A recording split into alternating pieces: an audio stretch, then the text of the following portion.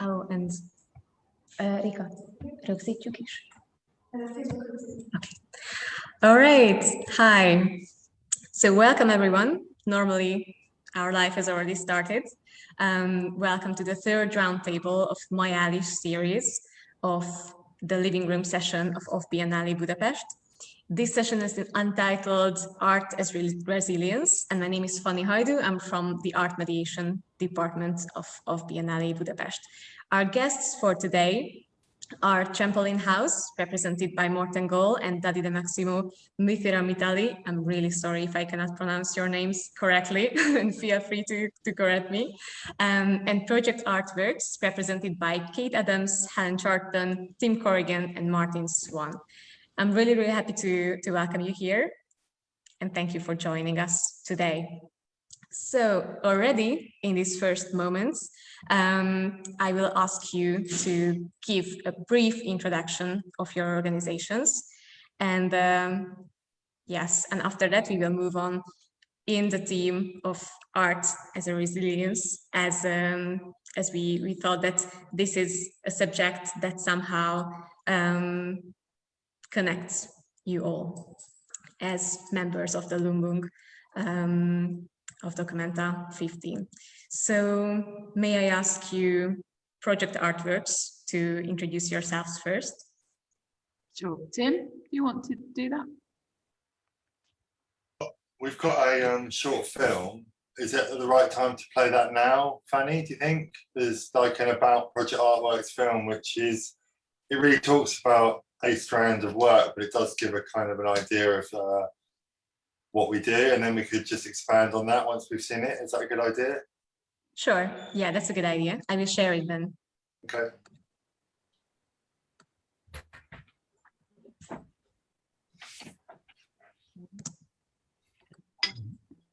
Ja, miste bare lige forbindelsen. No sound.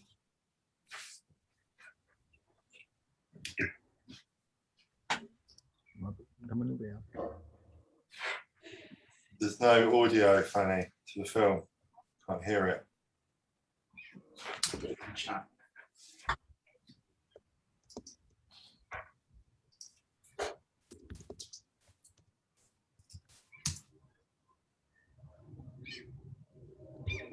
Oh, sorry. So you're not hearing the movie. All right. Sorry for that. Right. Let me see.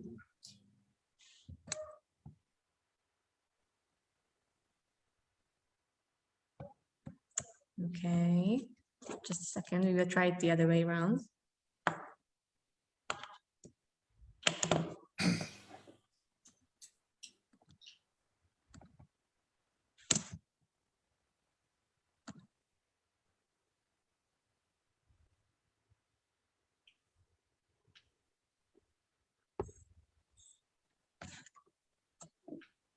All right, I'm sorry that I cannot give any sound to the film. It's a technical problem, but we have subtitles. Is it okay if we see it with the subtitles and then you speak about it? Yeah. Okay, thank you and sorry. No worries. So Project Artworks has 20 years experience in delivering high quality art projects for people with complex needs.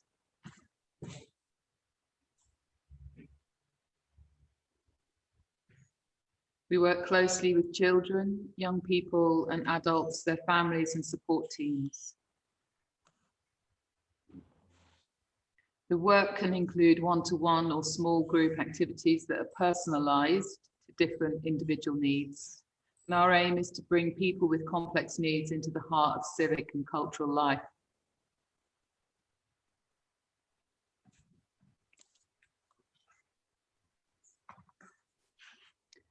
To reach and connect with participants, we need the support of families, care managers, support workers and agencies.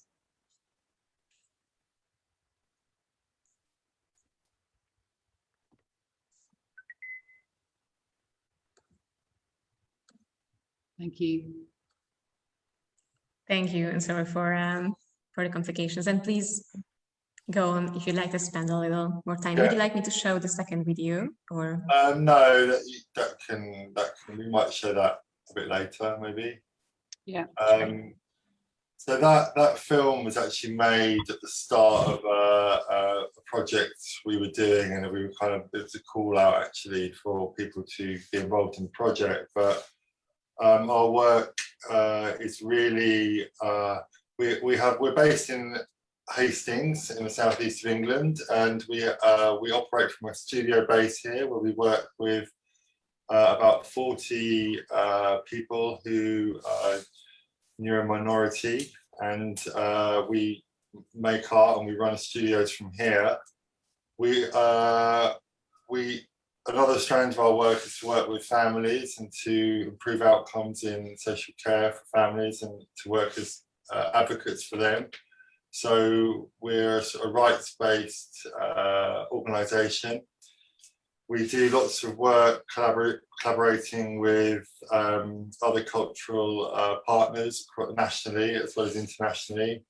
So Martin, do you want to talk a bit about that? So the work that we do outside of our base here is really about working with other cultural organisations and bringing together communities and individuals and building structures that can start to bring people who are neurodivergent into cultural life and really bring people into the centres of cultural and civic life. So we will typically work with a gallery, for example, and work with a gallery team to raise awareness in the team of some of the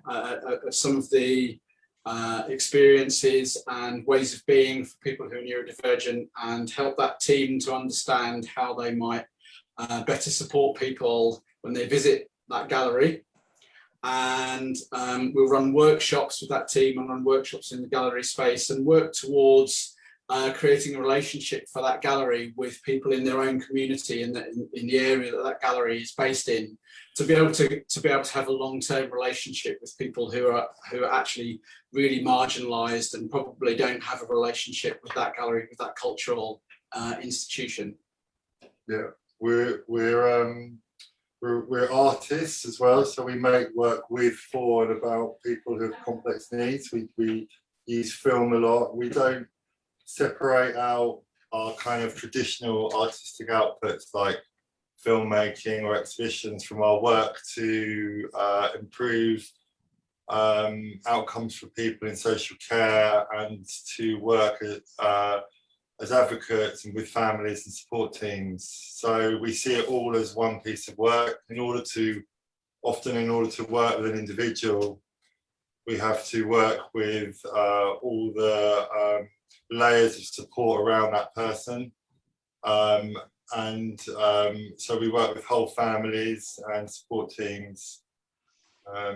Kate, do you want to add some more to that? Just briefly, that the organisation is informed by lived experience of disability in care as much as possible, and is responsive to the forces that impact on people's lives. Thank you. Is there anything else that you'd like to add on this point? Or which point? I mean, just, as a brief introduction, I think that this was clear enough. Okay, but if you have anything to add. All right, thank you. Then I will pass the floor to Morten Goll and Daddy to present a little bit the work of Trampoline House. We cannot hear you, Morten. Daddy, do you want to start? Or yeah, should I? You can start, I think, better. Okay. All right. So Trampoline House is an institution that does not exist anymore because we went bankrupt 4 months ago. But we were in existence for 10 years, and it was an attempt to create a platform where asylum seekers, refugees, and Danes could meet and discuss and work and live together in order to see if it was possible to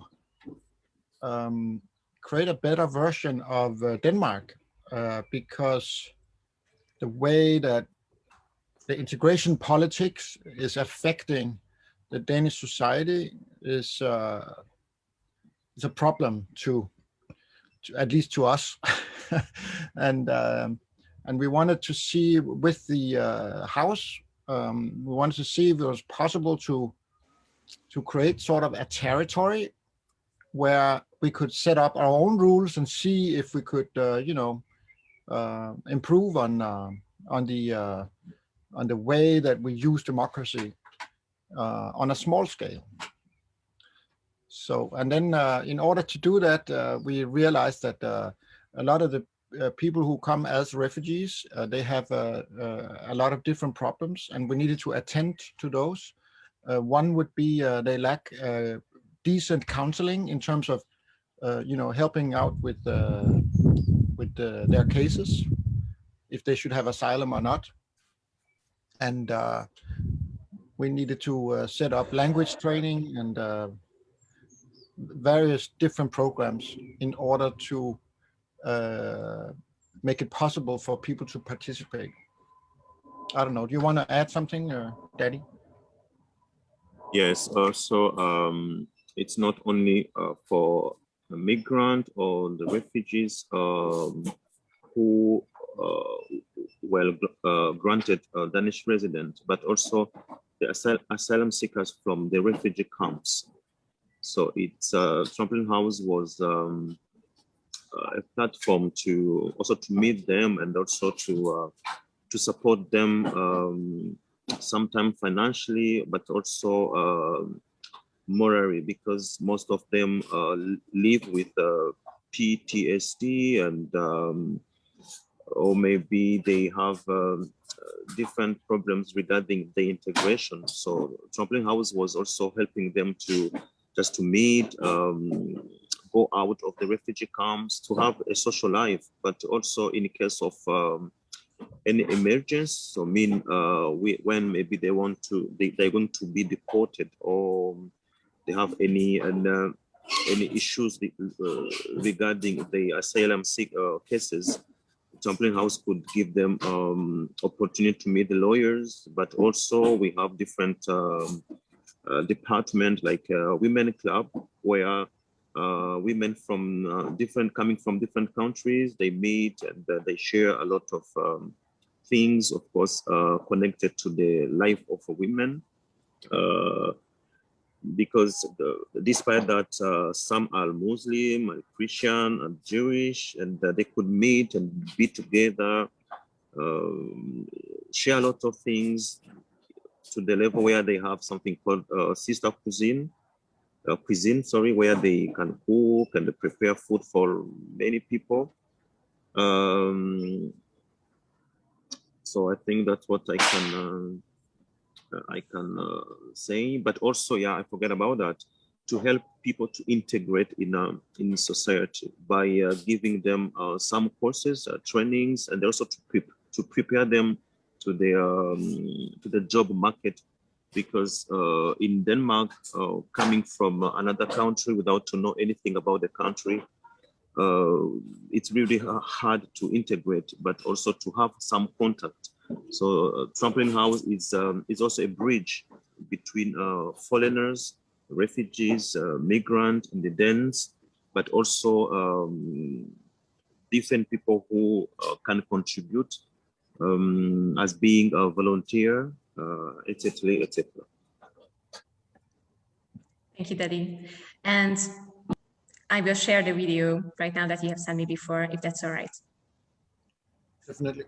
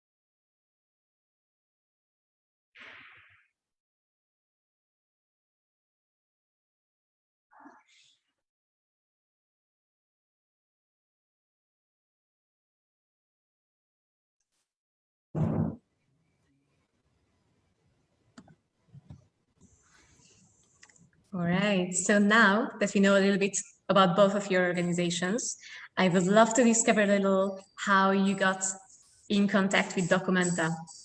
So if you could elaborate a little on how you were invited to participate in next year's exhibition of 100 days, which has a long story.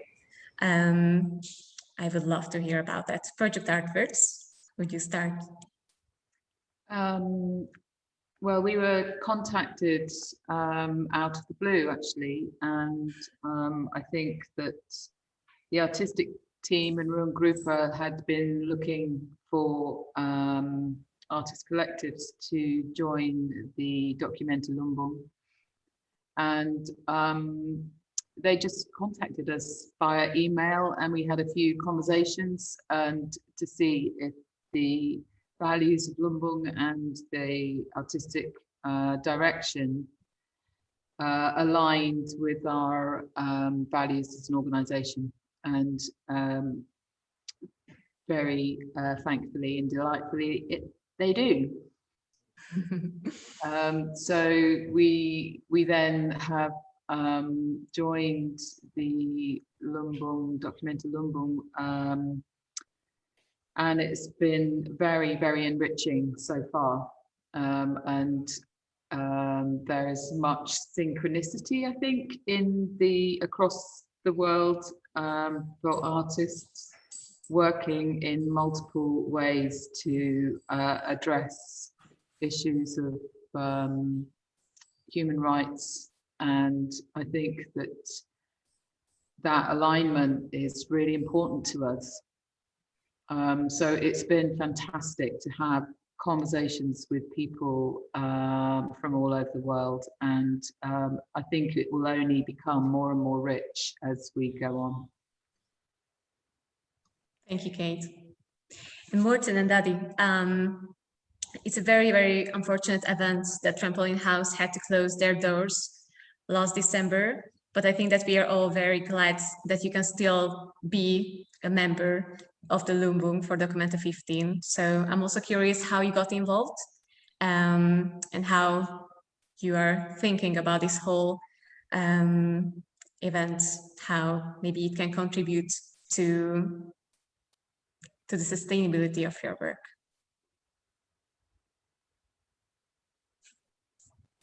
Wait a second, Morten, again. Yeah, if I can maybe reply to the first question.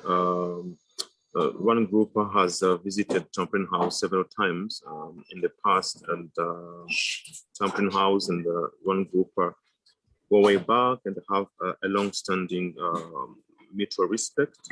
So that's how we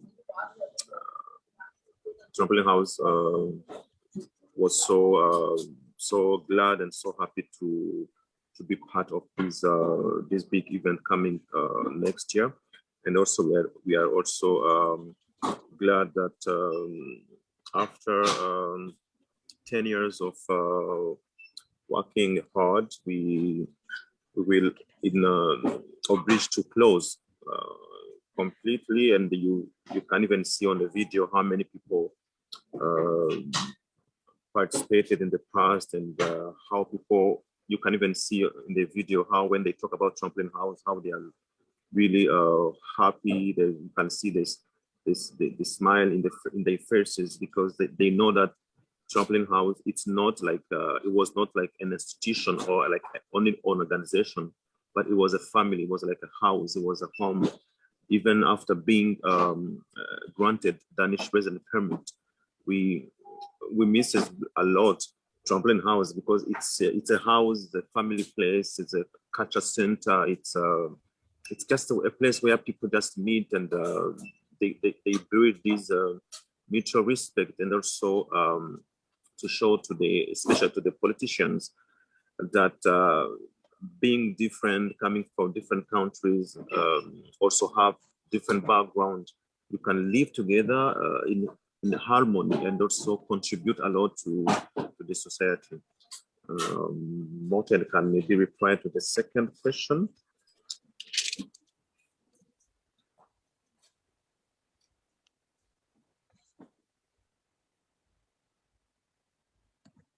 We cannot hear you, Morten, yet. Okay, now you can hear me, right? Yes. Thank you. Yeah, I think it is kind of ironic that because when we as artists started up the Trampoline House more than 10 years ago, we actually decided to leave the institution of art because we created our own institution. And in a way, you could say, I mean, in Denmark, at least there's a debate whether Trampoline House was even art, because we didn't need the art institution anymore. And we were operating like in the real world, creating social change. But the moment when we died as a house, we went straight back into the symbolic order, going to documenta. So now again, we're sure that it is art. And I think that's been an interesting experience. I have to say though that it's not as clear cut, because actually Ruan Gruber invited us before we were dead. So at least outside Denmark, there's an understanding that this can also be art. And I also want to say that I'm very happy that Artworks has joined us. I remember when Ruan Gruber was presenting the new candidates, and I was stressing that we really need Artworks to join, exactly because you guys have a way of instrumentalizing art and turning it into a social practice that really has an effect on people, and people who are not necessarily the artist community per se, but a different kind of community that normally would not be part of the arts. And that's exactly also what Trampoline House was trying to do, because 12 years ago I was really tired of producing artworks for the 2% who likes the art world. We wanted to reach out to different communities that where it would really matter what we did, and that's why we turned to the asylum system. So I think that we, with this in common, I really loved the idea of inviting Artworks to join also. So I'm happy about that. Thank you. Thank you, Morten. Thank you. It's been so interesting to meet Trampoline House and to hear about your journey, and also very sad to hear about it closing. And I would like, if I may, to just ask you what your plans are and whether you can see Trampoline House opening up again. Yeah, Daddy, would you want to start? That's okay, Fanny. Of course it is. Yes, I was going to ask the same thing, maybe a little bit later, but this is perfect. Thank you. Okay, but yes, I mean, actually, the invitation to Documenta has been like really a stroke of luck, because it comes with resources. It comes with euro, and we can apply the euros towards creating a new temporary weekend Trampoline House, which is our plan right now. And actually today, Tona and I were visiting a site, and another institution that might let us use their space during the weekends. And we're getting closer and closer to actually find this location. And we already have some money from the Lumbung money, like the 20,000 or 25,000, which we will apply towards opening up new activities. So that is definitely the plan. And it's great to hear. Yeah, so maybe to comment what Morten was saying, is just it reminds me that the people who we are working with, or being with, I mean, the refugees and the migrants, when they talk to us, they don't mention money, because they want just a place to go. They need somebody to talk to. They need somebody who knows anything about maybe asylum seekers laws, or maybe any special doctor who can treat maybe a woman from Syria. It's like we don't mention money, for example. It's just they need us to contribute, to be there, to support them, to show that they are not useless. Imagine you are coming from Iran and you are a doctor, but you are in a closed camp, and people are maybe very sick in refugee camp, but you can't do anything because the country is not allowing you to work.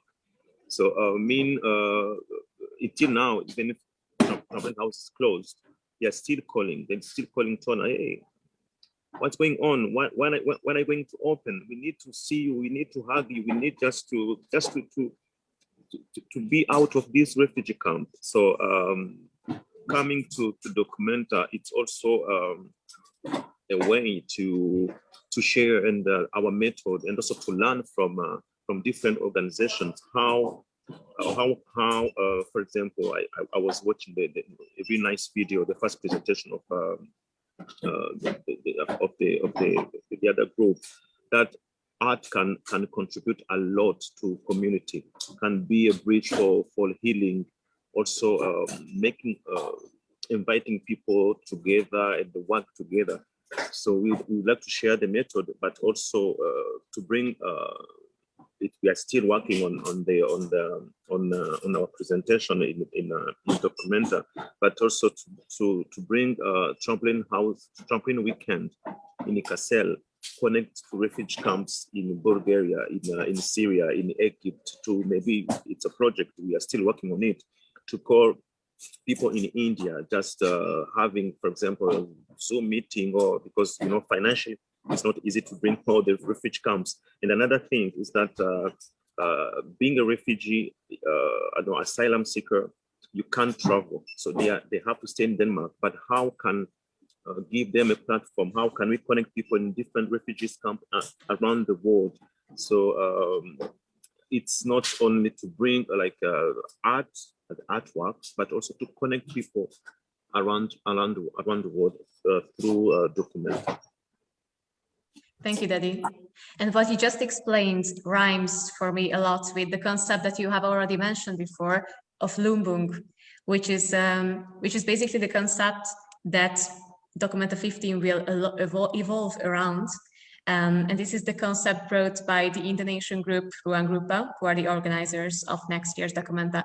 So, as also our visitors, our guests today watching us right now may know, Lumbung is a collective rice barn. It's a place where everyone from the community may gather their plus rice in order to give it to the community and to function as a future safety stock. And this is somehow also what you are aiming to create together. So I'm very curious, how can you see this concept of Lumbung happen in your work? I will also be glad to hear some stories or just about your philosophy, how you can draw a parallel between the Lumbung and what you do in the everyday work. That's a good question. Anyone who feels... Morten, you go. Oh, thank you. I think the Lumbung concept, like the name and the rhetoric, how do you say, it's called something different, but it reminds me a lot of some of the processes that we were working with in Trampoline House. And I think that in all cultures, there is the same, there's the same urge for, like social inclusion, trying to find a level of equality. I mean, it exists all over the world. I'm not saying that all cultures are based on that, but it's at the bottom line of a lot of different cultures. And I think that this is also what we have experienced in Trampoline House when we have had like 40 different cultures present in the house, that there's always a mutual understanding, because if you show people respect, then they are obliged to pay it back. And this is super powerful. And I think it's at the base of the Lumbung process. And then, of course, the Lumbung process is also about not just showing respect, but also, evolving into a collective, and that creativity is not, it's not like one genius that just is creative. Creativity is a collective process. And I think that as Trampoline House, this has been at the core of our work for all the years that we have been there. I mean, personally, I've been the director of the house, but for me, what was important was to facilitate that the whole community could enter into this zone where they were allowed to be creative, because they felt safe, and because there was a mutual respect, and people realized, I am being seen, I'm somebody has recognized me. And for some people, if you have been subjected to torture, you might feel unsure whether you are still part of the human community. So it's like to enter into this space where you suddenly feel, I am respected. I am a human being. You can feel that. It's super important. Yeah. And once you get that process going, creativity is it's unavoidable. And this is the beauty of the Lumbung process, I think. Absolutely. So yeah. Thank you, Martin. I mean, can I just speak, Tim, briefly? Yeah. So one of the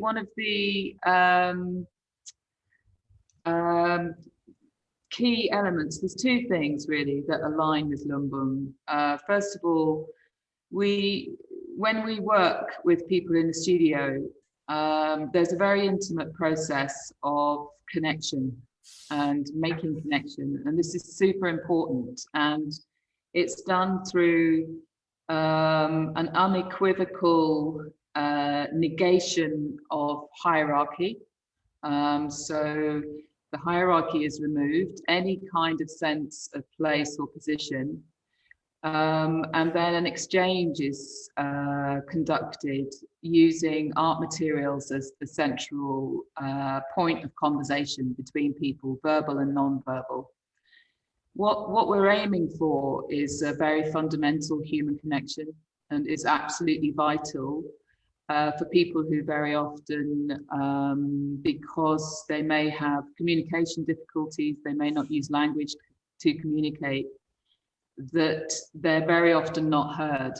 But everyone can communicate, even if they don't use language. And so there is a very careful process of active listening and responsiveness and expansiveness in human interaction. So that's fundamental and very important to the practice. It also, in the process of engagement and connection, sometimes an amazing piece of work comes out of that, a piece that to others may be recognized as art, an artwork, an artifact. that's an important sort of talisman or icon that for audiences and galleries gives people a way in to what may have happened, and also to a greater understanding of the agency and contribution of people who are not seen as having agency or contribution in general society.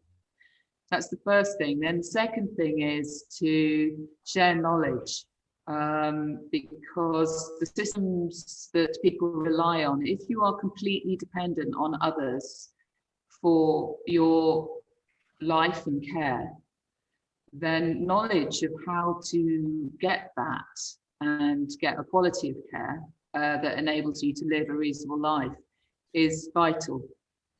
So we share knowledge both with each other, with parents and families, and with organizations, so that there is an evolving awareness of the complexity of what support needs mean, what it means to be dependence and mutual dependency, which is vital to human survival.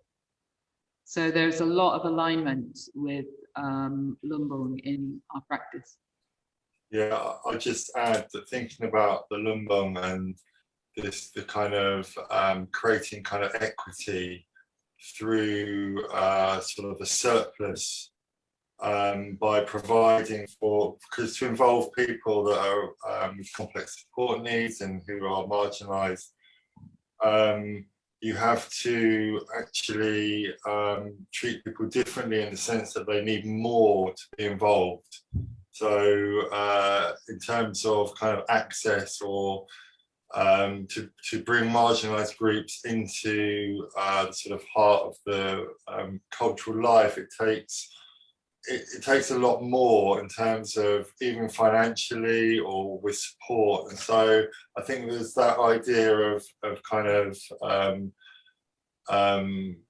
equity. And as Kate was talking about, actually in the studio, there's actually a sort of reversal of a power dynamic in a way, because in order to give people that agency and for people to have that, be able to determine for themselves what happens, then that's the kind of methodology we use in the workshop. So that's just...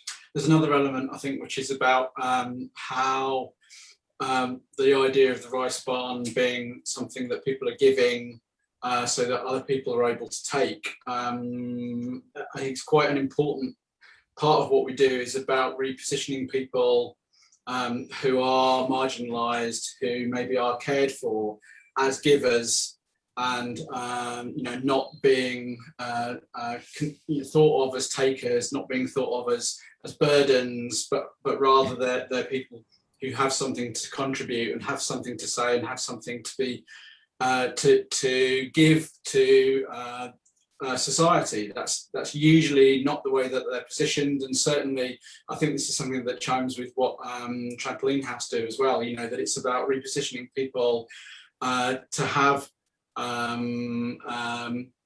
to be respected and to have a sense of worth, and to to be able to say, yes, I'm here, this is me, I am this person, I have I'm a person in the world, and I'm worthy of these of this respect, and of people listening to me and hearing my story. Just thinking with the sort of work we do with caregivers, where somebody's navigated through the process, which no doubt you'll have experienced in Trampoline House, where somebody's gone through, trying to navigate through health and social care systems to get what they're entitled to, and be empowered to have care support systems around them, that we create situations where people can share that knowledge and expertise with other people who are in a slightly different part of that process, so that they can support each other, and they have that expertise and that value by definition of what their lived experience has been. So yeah, that whole thing about value and contribution, isn't it, and shared resource. Yeah, I was really interested more in what you were saying about leaving kind of the art world and into the real world, because it's such a sort of small fraction of society, and actually for us, the art, you know, art and function aren't normally things that sort of sit together, but for us, there's this the way that we work and the way that the actual traditional art making operates is actually, like Kate said, as a sort of a way in to working with a much wider community. And actually, if you're going to make sort of change and impact, real change, then it has to be outside of that very narrow kind of you know, fine art community. So yeah, we work across two sectors basically, which is the sort of art sector and social care sector. And actually a lot of the work has been this sort of subverting slightly the kind of art world with the kind of, by working with the social care sector and actually positioning people at the very center of kind of the what is the sort of perception of the art world is very different to the perception of the social care world. So it's always been that the kind of anarchy of working in between those two things, which is what's really exciting actually about the work, and I think where you can kind of make real change. And so Still got a long way to go. Still got a long way to go, but the kind of, you know, but by being included with what Documenta are doing now, and with other obviously we just had the Turner Prize nomination, it's allowing us now to actually kind of scale up that scale it up, and actually the sort of it becomes more subversive the sort of higher the stakes are, which is really exciting actually for our stakeholders and the people we work with. It's ethically fraught as well. And Can I ask a question? Yeah.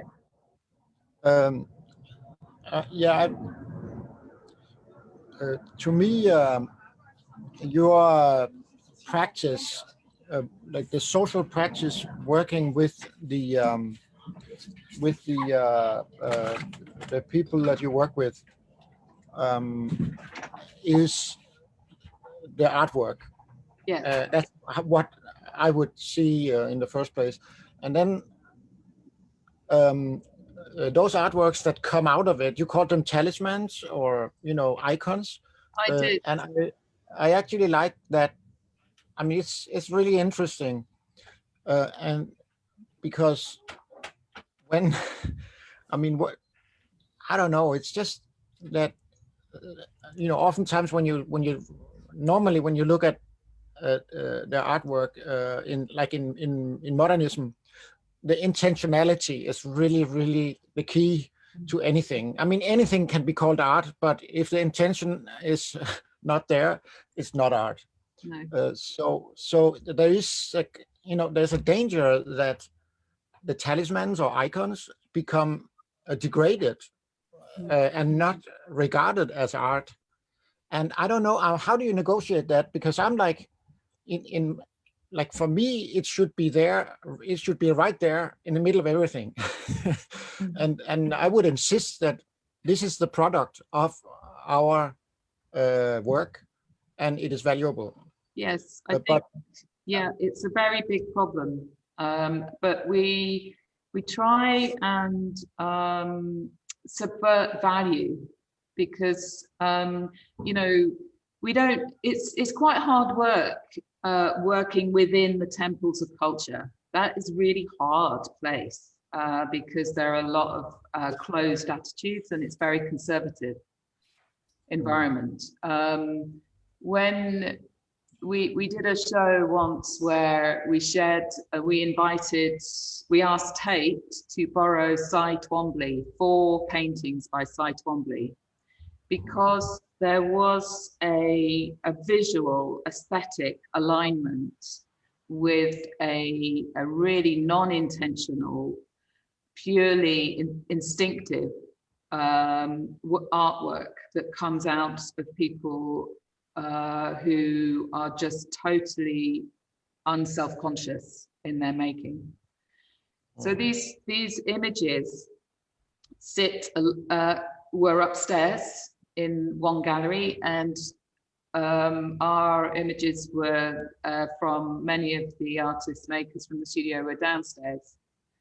And we weren't necessarily saying, look, these things have the same intent, but we were saying that with this huge polarity of making and conditions for making, there is an alignment aesthetically.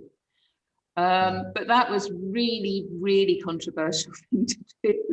I mean, we didn't mean it to be, but the head of exhibitions said that she thought it was very disrespectful to the Cy Twombly as an artist, show him in the same space. Yeah. It's Well, very. you know, Go on, Martin. Sorry. I just think it's. I mean, it's. I can imagine. I mean, I'm not surprised that you have these discussions, and I, in a way, I would say that. I mean, Cy Twombly can only be understood within the context of the history of art. Yeah. And as such, your like icons, they can only be understood in the context of your work, which also is a history. So in that sense, they have to be read in that context, and then it becomes a totally different animal, you know, completely different from Cy Twombly, although they might look alike. Completely.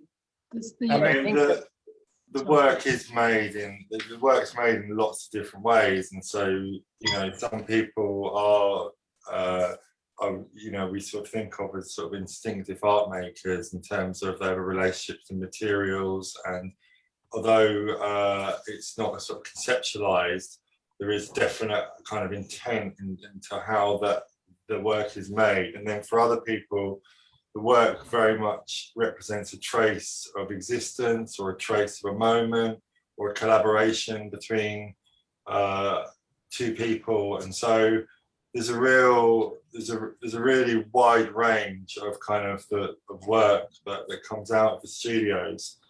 But yeah, some as Kate said, it's they did become like kind of icons, and they are really the sort of tip of the iceberg of the work. As you say, the social sculpture is the sort of is the work.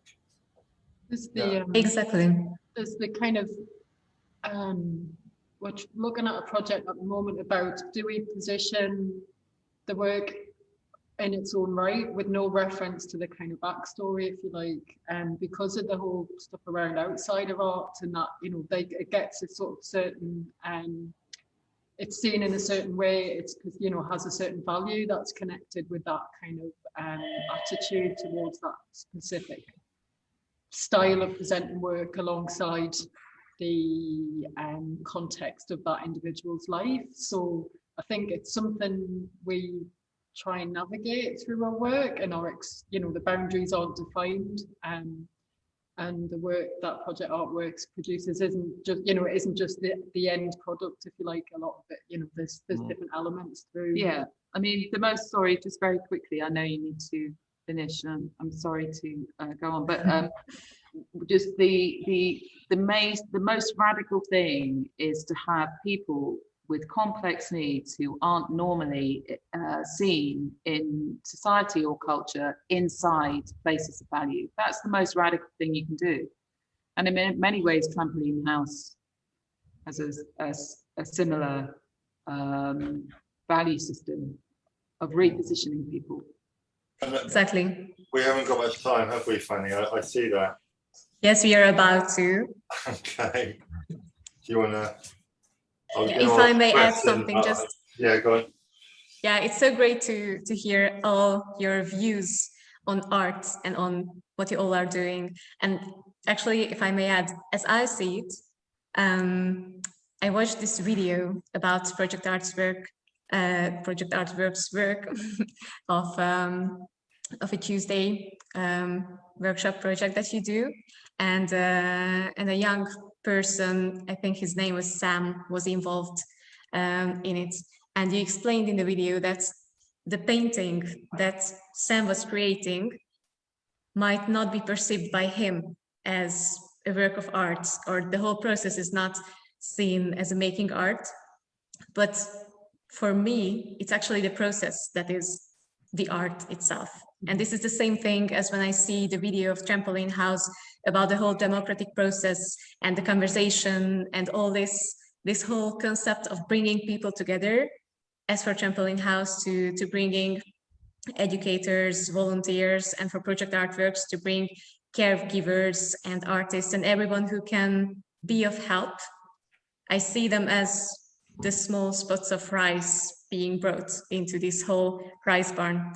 So for me, and others may not share this opinion, but for me, what you all are doing is a form of art, whether it is perceived like that by the art communities or not. And I'm really, really sorry to having to close this conversation, but we are about to finish our time. It was great to have you here, and I'm very, very excited to see what you will all present at Documenta next year. So Project Artverse and Trampoline House, thank you for joining us today. Thank you. Thank you. Thank you for having us. Take care.